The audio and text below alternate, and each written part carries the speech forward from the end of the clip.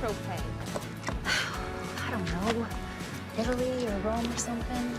It's just such a fascinating story to me, you know? I think that she was so...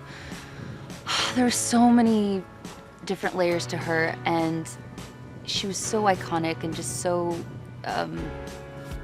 larger than life. And it was just something that I was like, oh my God, this is gonna be really scary, but it's gonna be really awesome at the same time. Oh boy, where do you start? What was the most outrageous thing about Anna Nicole? I just think her whole life, to be honest, it was just, you know, she had so many ups and downs, and, you know, weight gain and then lost it, and, you know, she was messy and crazy, and then she was really put together at times, and there's not one to choose from, I don't think. I think, you know, she had so many amazing moments that you can choose from, I think. How did you research her? Did you watch old ET stories?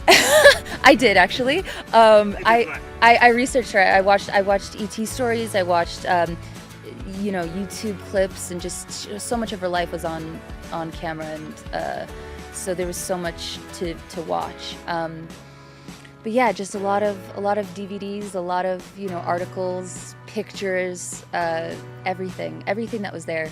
The transformation has been amazing. We have the best team, I think, possible. David, Todd, Deborah, Emmanuel, just literally have just transformed me. It's kind of amazing because I came into this a brunette, a total tomboy, and they turned me, I mean, this is downplaying Anna right now. This is her country style, but she is, I mean, they did such an amazing job, and you know, the prosthetics and just everything is just been incredible. It's helped me so much.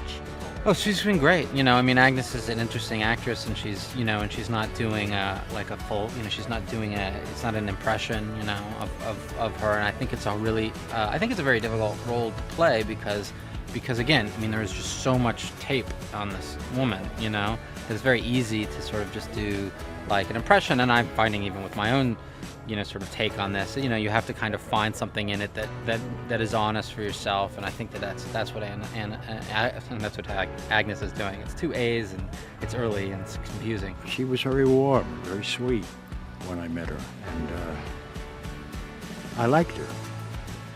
Did that come to your mind when you were considering taking this role, or why were you interested in this? Well, I was interested mainly because we think of Jay Howard as an old geezer who picked her up in a strip bar, and I did research on him, and he graduated from Yale with a magna cum laude, was probably one of the foremost lawyers in the world, actually.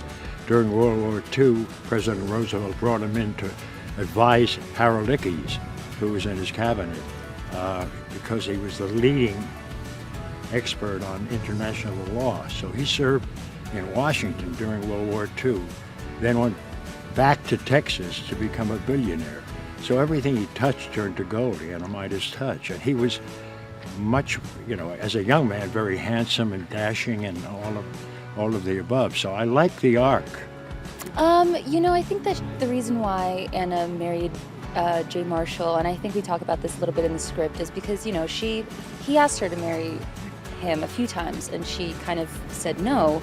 But I think that, you know, when you have a, you know, a son, and you don't, you know, she dropped out of school in 9th grade, and, you know, her charm and her gift was, you know, to kind of get what she, you know, wanted and needed from guys. So it was partly, I think, because, you know, she needed it, but it was also because, you know, he loved her.